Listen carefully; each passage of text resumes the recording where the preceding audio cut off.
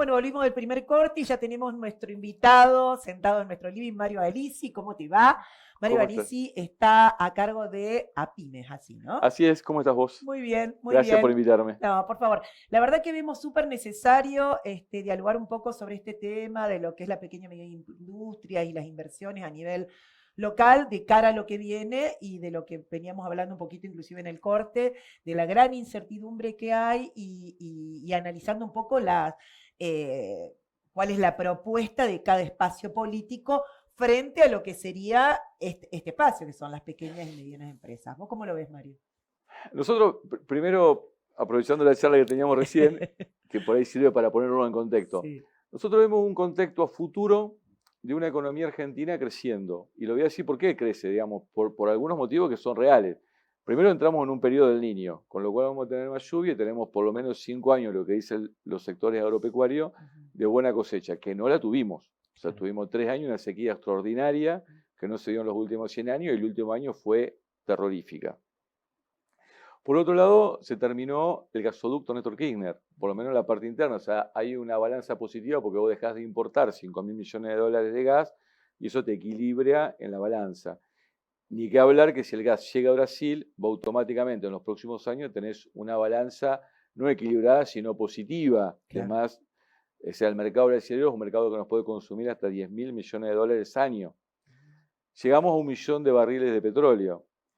Y el litio y el oro y las tierras raras están en pleno desarrollo de exportación. O sea, Ahora, tenemos un futuro promisorio, fantástico, pero depende quién gane, ¿o no? pero depende quién gane Ah, y depende cuál va a ser la política de distribución. por eso. Porque esto puede ser un país para 10 millones de habitantes o puede ser un país para los 40 y pico de millones de habitantes, casi 50 que hay en Argentina. Países ricos con gente pobre. Mira, había un dato muy interesante. Cuando estuvo el gobierno anterior, eh, apenas suma el gobierno de Macri, Macri planteaba el modelo de la australiana. Nosotros nos pusimos a estudiar el modelo australiano, porque dijimos, bueno, ¿cuál es el modelo? Bueno, era un modelo, era un país con una característica muy parecida a la Argentina, con un nivel de exportación agropecuario, tecnología industrial, agroindustrial, con una serie de medidas muy interesantes, pero claro, tenía 20 millones o 20 y pico de millones, entonces obviamente que podía contener a esa base de personas y con grandes latifundios. En el caso de la Argentina, nosotros lo que estamos discutiendo es cuál va a ser la política redistributiva y cuál va a ser la participación de los trabajadores y de los sectores pyme en el Producto Bruto Interno. El máximo participación del Producto Bruto Interno lo tuvimos en el último gobierno de Cristina, que llegamos hasta el 51% de los trabajadores. A partir de ahí empezamos a caer en el Producto Bruto Interno. Digo, esto no es un tema menor, porque el 51% que se produce en ese gobierno fue superior al 50 y 50 del gobierno de Perón, que fue el máximo hasta ese momento de participación de los sectores de los trabajadores en el Producto Bruto Interno. Mucho desarrollo de las empresas nacionales, que es lo que te mantiene la rueda productiva. Es lo que te mantiene la rueda productiva. Si nosotros estamos en este escenario, hoy cuando estábamos en la charla estuvo todo interesante y que yo compartí algunas de las cosas que veníamos planteando, es verdad que hay un gran nivel de incertidumbre, pero también es verdad que hay algunas medidas que al sector empresario lo preocupan mucho más que lo otro. Ejemplo, el caso que plantea el candidato Milei, donde nos plantea una dolarización, en la cual nosotros ya vivimos una dolarización que fue el 1-1, el famoso 1-1 de Menem, que fue similar a una dolarización, y eso terminó en una catástrofe económica en el 2001. O sea, no es que nosotros no tenemos experiencia en lo que es una dolarización. Y los 3 países que están dolarizados, ejemplo Ecuador, tiene un problema brutal en su economía y cuando hablas con los funcionarios no saben cómo hacer para salir de ese encorce que no les permite tener ninguna política de desarrollo. Claro, pero aparte, o sea, yo siempre pienso, ¿no? Un país sin moneda es grave, es un país que con la moneda es parte de la soberanía, hay que cuidarla, hay que potenciarla, hay que tratar. Sabemos cómo las decisiones económicas que se han tenido, se han tomado estos últimos tiempos, también dentro de un contexto, porque las cosas no pasan porque sí. No. ¿No es cierto? El candidato anterior, hoy, el candidato actual a presidente, Massa, que actual ministro de Economía, agarrando una papa caliente y haciendo lo que puede, pero en esta realidad de cada una de las propuestas, ¿qué es lo que no, qué es lo que va a hacer levantar a las personas? Porque si nosotros nos centramos que lo fundamental para el desarrollo de una economía de un país es que quienes habitan el suelo argentino vivan bien, no con un sector, sino que la mayoría podamos vivir bien, con cosas resueltas básicas en nuestra salud, en nuestra vacuna, en comer, en poder mandar a nuestros hijos al colegio. Es básico. Si nosotros no tenemos esa garantía por parte de un candidato, ¿cómo vamos a hacer? Esas cuestiones que vos decís que son básicas y que son garantías simples, como la educación pública, la salud, el que coma todos los días, no es la característica de la gran mayoría de los países y fundamentalmente en Latinoamérica. Esto también hay que ser claro. Claramente. O sea, la educación pública, a ver, Chile se está matando por tener una educación secundaria gratuita. Y te está diciendo que los vouchers que le queremos dar ahora no son un desastre. Y la Argentina ha sido pionera en educación pública, en universidad de calidad pública, en hospitales. Entonces, esto es un retroceso dentro del modelo de lo que la Argentina como se conformó con los inmigrantes y como desarrollo.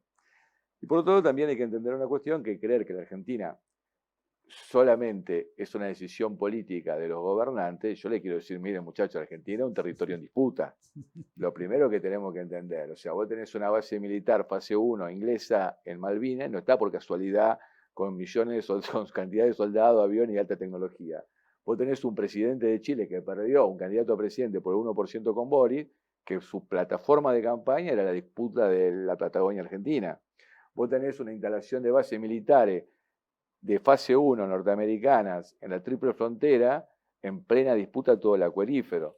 Entonces, si nosotros no entendemos dónde está la disputa y creemos que el argentino es una cuestión de buenos muchachos y que tienen buenas intenciones y que la política internacional no juega en Argentina, es casi de una ingenuidad y de una falta de profesionalismo en la política pocas veces visto. Por eso lo que preocupa al empresariado, que es lo que a mí me toca hablar, digo, no voy a hablar de otros sectores porque no me corresponde, es la falta de profesionalismo en el tema y la falta de profundidad en la discusión. O sea, yo cuando ayer veíamos el debate, vi a candidatos que realmente cuando tenían que hablar de la propuesta económica no la sabían.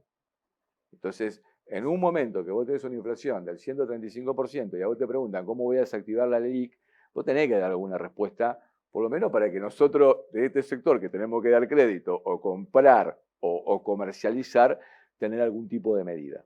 Entonces, digo, por un lado, una crisis económica que no la voy a explicar porque todo el mundo la está padeciendo. Por otro lado, un gran nivel de incertidumbre, con lo cual hace que se produzca una mayor restricción económica. Ejemplo, la obra pública. Recién no estábamos hablando, o sea, si uno de los candidatos, el caso de Milei, dice yo no voy a continuar la obra pública nacional, obviamente que todo el sector que estamos en la industria de la construcción paramos toda venta o toda inversión a todo lo que tenga que ver con la obra pública nacional. No así la provincial, que más que mal sabemos que tiene caja y que el actual gobernador que ganó dice que la va a continuar. Entonces, bueno, más o menos no tiene una previsibilidad.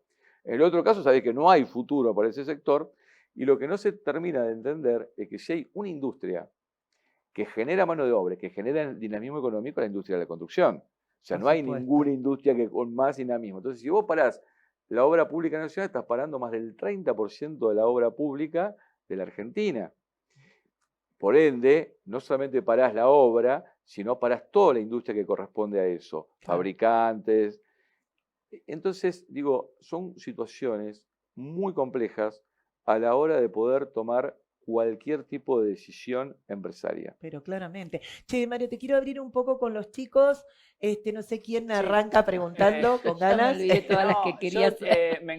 Gracias por venir, la verdad que es súper interesante escucharte. Lo que decías recién vos, hablabas de no es común en el resto de América Latina comer todos los días, tener salud, educación gratuita, un montón de cosas, ¿no? De servicios que tenemos en Argentina. Yo lo escuchaba a los candidatos hablar de la propuesta económica y todos hacían la cuenta del almacenero. ¿Viste? Como el problema del déficit fiscal, si sacamos el déficit fiscal no va a haber más inflación y le encontramos el agujero al mate y resolvemos el problema de la Argentina. Pero digo, el déficit fiscal ese que es tan famoso, es lo que decís vos, es el gasto en obra pública, es parte de la inversión, es parte de lo que se gasta en los servicios públicos, la educación, la salud. ¿Cómo es esto? Incluso hasta Massa hacía esta cuenta sin discusión del contexto internacional. Parece que la Argentina fuera como un caso, una rara avis única que, nada, se explica por sí misma. No... Mirá, te lo voy a contestar porque está muy buena la pregunta. Digo, la pregunta me parece que va a una cuestión interesante. Perú es un país sin déficit fiscal y con un banco central totalmente autónomo. ¿Está claro? Totalmente autónomo. Tuvo un presidente como Fujimori que terminó volando por los techos y acaba de volar otro por los techos. O sea que eso no significa que vos vas a tener una estabilidad política y mucho menos significa que vas a tener una distribución.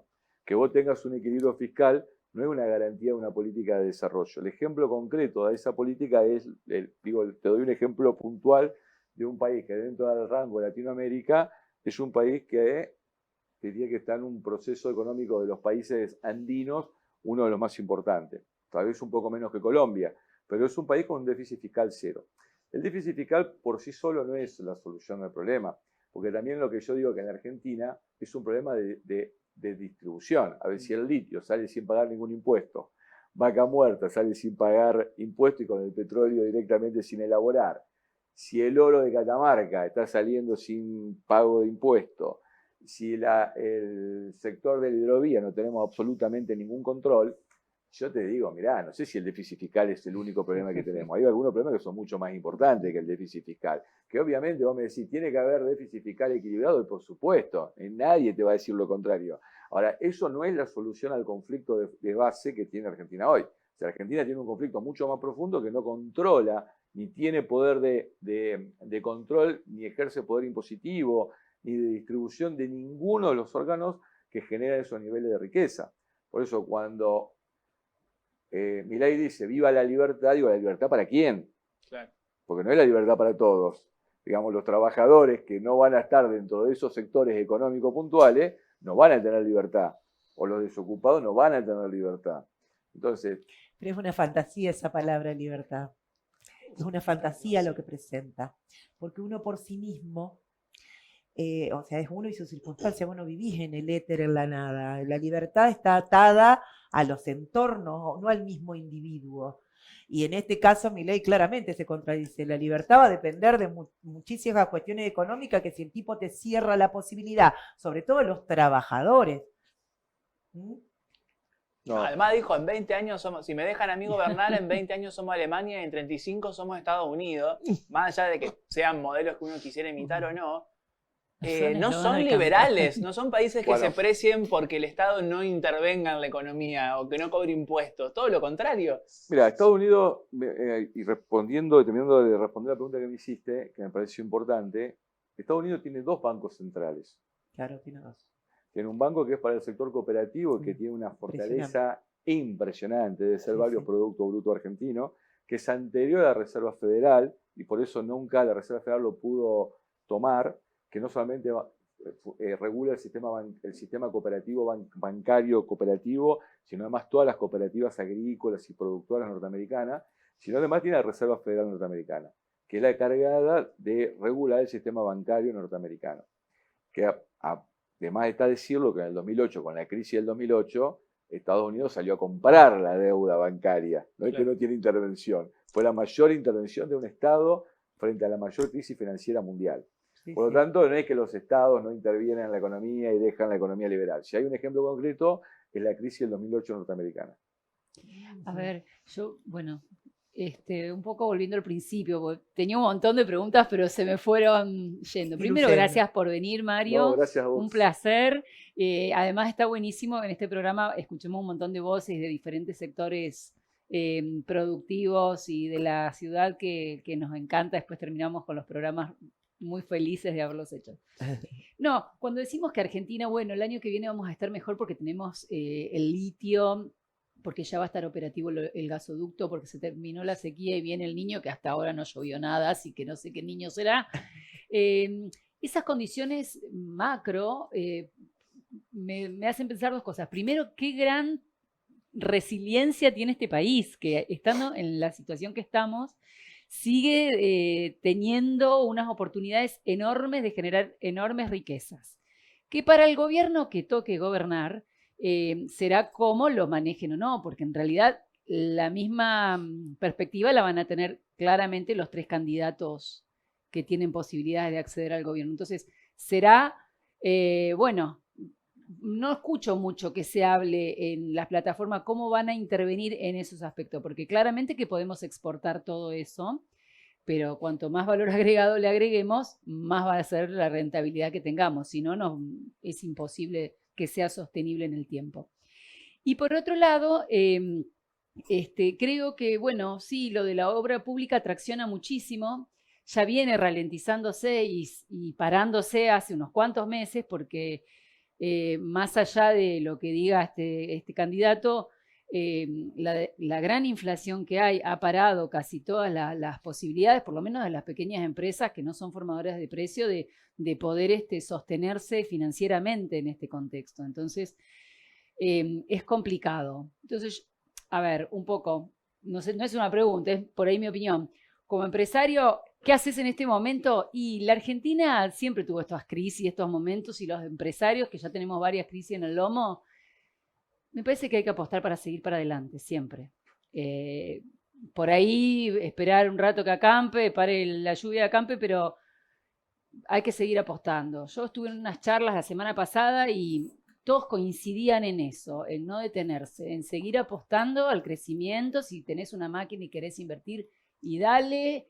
Y si querés contratar gente porque necesitas, y bueno, vamos para adelante tratando de, bueno, que no se te haga un agujero que luego no lo puedas sostener y que te tumben un día. Pero me parece que el industrial, el innovador, el empresario, el que tiene ese gen emprendedor, es muy difícil hacerlo parar. Siempre es muy difícil tenerlo en esta situación, es bastante imposible tenerlo quieto. Entonces es complejo porque no sabes qué hacer, pero como que me parece que siempre hay que apostar a verlo del lado del vaso medio lleno. No, a ver, digo sí, es verdad lo que vos estás diciendo, pero yo te lo voy a replantear y por eso es tan importante esta elección.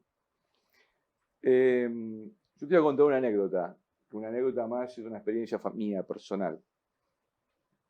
Cuando se aplica la política del 1 a 1 en el gobierno de Menem y aparece Cavallo, que hoy claramente Milei lo presenta como casi como un patriota, mi padre acababa de instalar un aserradero.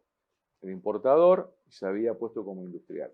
Lo agarra, o sea, instala el aserradero y a los pocos meses se aplica el 1 a 1, que es una dolarización como la que hay hoy, ¿no? Obviamente, al poco tiempo no convenía producir nada, porque cuando vos dolarizás no tenés capacidad económica, que es lo que nos dice Milei, por lo tanto todo lo que es importado entra como el agua, que ya se vivió en la época de Martínez. Digo, estas son políticas que se aplicaron y vos como industrial no podés competir. No. Te voy a contar algo más, por ahí yo soy mucho más grande que todos los que están acá. Había una publicidad en la época de la dictadura donde había un montón de sillas y vos te sentabas en distintas sillas, decían la peor era la nacional y tenías todas las importadas. Eso se hacía con política del Estado, ¿sabes? Y con plata del Estado se hicieron en ATC y se lo planteaba en una política de Martínez de Oz.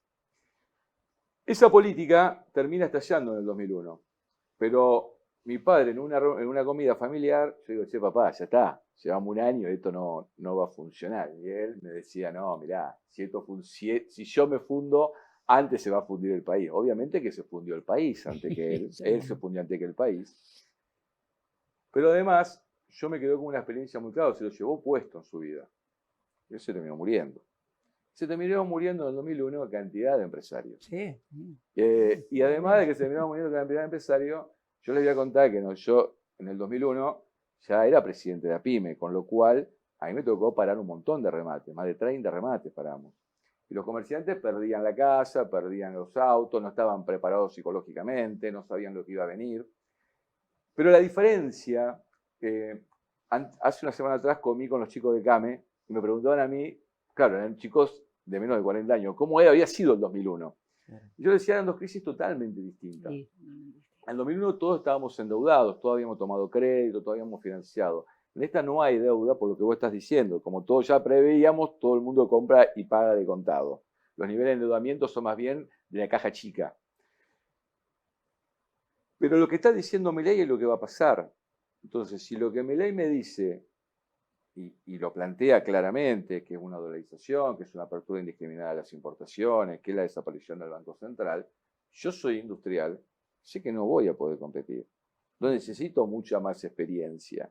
Y esto es la discusión de fondo desde el punto de vista económico. Entonces, ¿Nos adaptaremos a otro modelo? Posiblemente sí, pero no va a haber industria nacional. Y cuando no hay industria nacional, no hay trabajo y no hay redistribución del ingreso. Por eso yo empecé diciendo dos cuestiones que son claras. Todas esas empresas que exportan, que además no pagan impuestos, le dan trabajo a lo que es el modelo australiano que planteaba Macri, que es para 15, 20 millones, querés 25 lo ponemos. Ahora te queda más de la mitad de la población fuera de la pobreza sin ninguna posibilidad de ingresar. Por lo tanto, lo que se disputa acá es mucho más profundo, porque nadie va a poder decir, che, a mí no me explicaron cómo fue en la época de Menem, porque Menem por lo menos, cuando terminó la elección, dijo, mire, yo si decía todo lo que iba a hacer no me votaba nadie. En el caso de Milei lo está diciendo claramente cuál es su modelo de aplicación. Después, si ese modelo lo puede aplicar más o menos, no lo sé, pero es el único que lo está diciendo. En ese modelo económico, las pymes y las industrias nacionales no tenemos ninguna oportunidad real. No, y eso no quiere decir que no tengamos la capacidad de generar o de crear. No, te sacó de la balanza. Te saca la balanza. O sea, te sacó de la balanza importación y exportación directa que no da ninguna mano de obra ni ninguna toma de empleo. No genera riqueza y no genera producción interna. Y el que no genera consumo interno. Y el que tanto admira a Alemania y demás, Alemania creo que lo máximo que exporta es el 20%, todo el resto es industria nacional. Estaría preso por negacionista. En Alemania estaría preso por negacionista. Sí, estaría preso. Fascinado con la intervención, me hubiese gustado tomar apuntes. Así que suscribo a todo el diagnóstico, a todo el análisis. Pero me voy a poner un poco en abogado del diablo solo para divertirnos un rato, nada más. Hay que divertirnos, estamos acá. O sea, comparto el punto de vista político, ¿no? Hace 100 años atrás Argentina era una de las 5 potencias mundiales, granero del mundo. Hoy Argentina está en el top 5 de países que tienen más dólares. Es decir, creo que si no recuerdo mal el dato es el tercer país con más dólares del planeta. Y esos dólares, una parte físicos, una parte están fugados en cuevas, en paraísos fiscales, y otra parte la tenés vos, yo, la gente que está mirando, son nuestros ahorros. Es decir, muchísimos dólares, muchísimos millones de dólares cumplen la función, sirven para ser ahorrados, pero lo que esa función de ahorro oculta es la falta de creencia en el sistema financiero y bancario, porque yo puedo puedo poner mis dólares en el banco y ahorrarlos ahí. Pero bueno, por la cuestión del tipo de cambio y las tasas, por esa cuestión no creo que no funciona. Del 2001 alguien tenga un dólar en el banco. Exactamente, entonces la pregunta es cómo se hace para que la gente vuelva a creer en un sistema bancario, en un sistema financiero, en donde históricamente, con crisis recurrente, con todos los problemas que tiene la historia de nuestro país, de alguna manera es el verdadero cáncer. Es decir, es eso lo que está haciendo metástasis cada 10 y cada 20 años. Vos... Y acá es muy importante entender algunas cuestiones que tienen que ver con la cuestión económica. Vos fíjate que Milei claramente lo habla de un economista, no sé en este momento el apellido, que fue un economista del proceso militar, el padre. ¿Venegas Lynch? No. Exactamente. Sí. ¿Por qué lo nombra y por qué hace una política negacionista y un análisis muy live de lo que fue la dictadura militar? Nosotros decíamos hace 20 años atrás que la dictadura militar había sido un golpe económico y después había sido un golpe político. ¿Por qué había sido un golpe económico? Porque yo te voy a decir, las primeras medidas de Martínez de Oz, que fue el único que no cambia durante la dictadura militar, ¿sí? Y el equipo de Martínez de Oz se mantiene en el sistema democrático. Y te lo voy a explicar en 2 minutos. Primero, Martínez de Oz aplica algunas medidas que son... La primera de todas, la ley de entidades financieras, que es la ley que regula el sistema financiero bancario, con lo cual desapareció todo el sistema de banca cooperativa y bancas locales y bancas regionales, que había un montón. Había que cambiarlo en el 2011. Y se transformó todo en banca internacional. La primera medida. La segunda medida fue la derogación del impuesto a la herencia. Ustedes habrán visto cantidad de millonarios que dicen dono la fortuna en Estados Unidos, porque si no te van a pagar el impuesto a la herencia, no porque son buenos. Entonces prefieren donarla a ellos a tenerla que pagar el impuesto. La tercera medida fue la disolución de los contratos salariales, digamos, de los acuerdos salariales. El Consejo del Salario desaparece. Después interviene la CGT y la Confederación General Económica, que después termina transformándose en CAM y la CGE desaparece o queda extremadamente debilitada. Para poder aplicar ese proceso económico en la Argentina, vos tuviste que hacer desaparecer 30.000 desaparecidos, porque nadie te iba a entregar, ni las empresas, ni los bancos, ni la industria, ni los sectores de producción de la manera que se habían entregado. ¿Sí?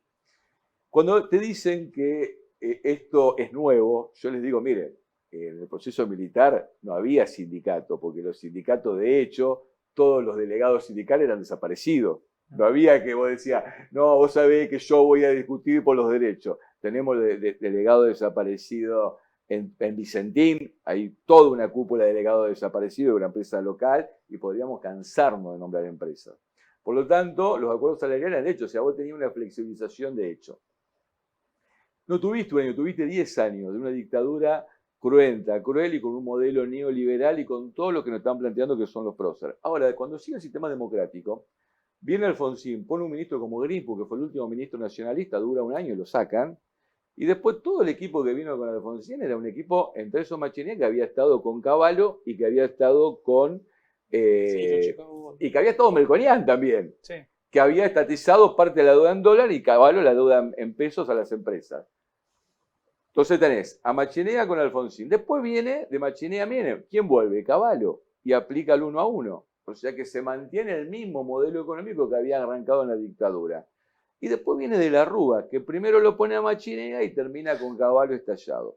¿Qué te quiero decir esto? Que casi en 30 años vos habías mantenido el mismo modelo económico en la Argentina que hoy nos quieren proponer a nosotros. Yo digo, en la escuela primaria deberían dar una película que aconsejo mirarla a todo el mundo, se llamaba Plata Dulce. Plata Dulce. Sí, Que Muy por ahí bueno. aparece en No me Volver. da. Yo creo que la deberían dar como dos. película Histórica. Sí. de histórica de clase, Un poco porque de- a mí lo que me están diciendo, si lo ves a esa película, es lo que va a pasar. Cine debate. En cine De debate. profundidad. Entonces, lo que te quiero decir con esto es que el modelo que nos viene a proponer Milei, la única diferencia con la dictadura militar, que lo va a aplicar sin necesidad de ningún tipo de represión. La represión la va a tener posterior, pero no anterior. Esto que nos plantean como una política nueva es una política que ya vivimos. Por eso lo digo, y esto es una crítica en algunos programas de radio, de televisión que hemos hecho en estos días, me preguntaban cómo lo veía. Mira, yo digo que la generación de los 50 en el mundo es una generación del poder. O sea, generalmente ocupa cargos de decisiones de cualquier país, ¿sí? Y yo ahí sí me hago un mea culpa, porque considero que mi generación, una generación que con este tipo de propuesta económica tiene un gran llamado de atención y un gran nivel de responsabilidad.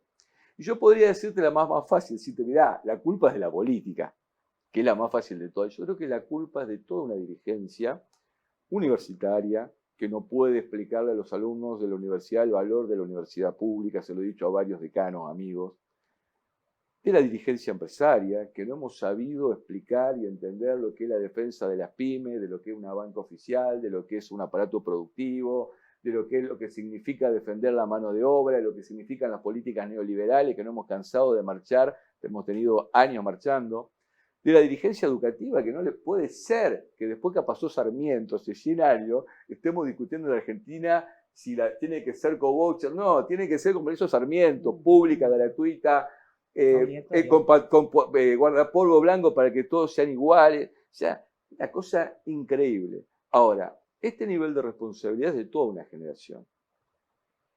Y digo, la política tiene niveles de responsabilidades, por supuesto que los tiene. Pero Milei no es una casualidad. No. Entonces, para mi generación es un nivel de responsabilidad social, empresarial, política, salir a explicar estas cosas y saber que independientemente de lo que pase en el proceso electoral, esto lo vivimos, sabemos los efectos que tiene, sabemos la gente que se murió, y no por violencia, se murió porque perdió la casa, porque lo endeudaron, porque lo agarraron los préstamos, porque no pudo pagar, porque no sabía cómo actuar. Y lo menos que podemos hacer es pedir disculpas y salir a explicar claramente lo que va a pasar. Y no patear la pelota para el otro lado y decir esto es un problema de la política. No, señor, esto es un problema de una generación que no supo defender valores que son esenciales de la República Argentina. Sí, hay cierto sabor a derrota cultural, a batalla Por cultural supuesto, perdida. por supuesto que es una derrota cultural. ¿Cómo no va a ser una derrota cultural en una Argentina que fue pionera en la educación pública? Yo vengo de un pueblo que se llama San Cristóbal, que está a 170 kilómetros de acá, donde todos mis amigos eran hijos o de ferroviario y la mamá de casa, o maestra y ferroviario. Todos mis amigos, ¿qué fuimos? primaria pública, secundaria pública, universidad pública, todos se recibieron en la universidad pública. Todos son profesionales de la universidad pública. ¿Tan mal les fue en este país? ¿Tan No. desastrosamente No, le ha claramente ido, que no. le ha ido a la gente? Ahora, obviamente que hoy la gente está enojada porque se produce un fenómeno que es terrible, que hoy un trabajador cobrando un sueldo en blanco no le alcanza. Esto está claro. Eso es más que claro. Ahora, eso no invalida a salir a plantear un salto, algo que ya conocemos. Y esto es lo que hay que explicar. Esta política, lo que nos está planteando, que son las políticas neoliberales profundamente en la Argentina, ya se vivieron. Y el ejemplo más concreto fueron los 10 años de la dictadura militar, que él lo dice, yo quiero a este economista que para mí es un patriota, para nosotros fue la persona que entregó la economía argentina. Sí, claro. Y acá hay una discusión también hay que entender. Estos sectores nos endeudan y después vienen los sectores nacionales y populares, que son los que pagan la deuda. Porque estos viven generándonos deuda. La discusión de la deuda externa de Argentina, hasta que la volvió a aplicar Macri, y entiendo que hay una generación que no se acuerda de la deuda externa, durante más de 40 años, 50 años, era un tema de conversación en todas las mesas de los argentinos, que hablábamos de la deuda externa y cómo la íbamos a pagar. Yo era chico, me Entonces, acuerdo. Hablaba de deuda Entonces, externa, no del FMI, era lo mismo. la deuda externa, el FMI. Entonces nosotros no Como podemos, un tema conocido, Sí. Fondo Monetario. entonces, nosotros no podemos Perdón, creer que esto es una casualidad y que acá culturalmente no hay una derrota. Porque yo entiendo, y te voy a decir una cosa más, hay sectores populares que están muy afectados económicamente, que no les alcanza la plata, que son trabajadores, pero hay también sectores que no son los que no les alcanza la plata para llegar a fin de mes, que también lo votan. Bueno, la verdad que un placer haberte tenido, No, gracias Mario. a Te vos. vamos a invitar otra vez porque nos quedaron bastante Después de las cosas. elecciones, sí, seguramente, a ver qué sacamos como conclusión. Claro. Yo les digo algo, chicos. Después de las elecciones vamos a estar en dos países. En un país que cree en las pymes, que cree en la producción, que cree en el desarrollo, que yo creo que Massa, más allá de todo el problema que tiene, lo plantea claramente e intenta, por lo menos, tener medidas hacia un sector. Y nos vamos a encontrar en un modelo que, si llega a ser Milei, yo creo que vamos a tener un modelo muy complejo y que tiene que ver con una política de resistencia. Y lo decía alguna candidata, la candidata de la izquierda, Miriam, Muy bien. decía, nos van a encontrar en la calle. No es que le vamos a regalar fácilmente Claro. el trabajo, las pymes. Yo creo que hay que usar la tranquilidad, hay que ir pacíficamente a las urnas, pero tenemos la obligación, por lo menos mi generación, de salir a explicar en cada medio, en cada lugar, en Sí, cada espacio. ser muy responsable en este voto. Yo creo que la Argentina, en lo que significa el resultado de esta elección, se juega muchísimas cosas. Directamente su futuro, porque tiene todos los recursos a vista del mundo, a posibilidad de tomarlos ya, porque están todos listos para arrancar. Entonces, imagínate el modo o el deseo que tienen aquellos países que necesitan estos recursos naturales que nosotros tenemos frente a la realidad. O sea, ¿qué le conviene al resto del mundo? La división de la Argentina. Que nos convenimos entre nosotros, que no se cree industria nacional, venir de afuera, llevarse las cosas y se terminó. Hay que cuidar lo nuestro, la plata, los La educación. recursos y el empleo de la gente. Porque si la Totalmente. gente no tiene empleo, que el único que se lo da es la industria nacional, no hay otra. Es así. Apuntamos a eso. Apuntamos Gracias. a eso. Bueno, muchas gracias. Nos vamos a un corte y me quedo haciendo. Ya venimos.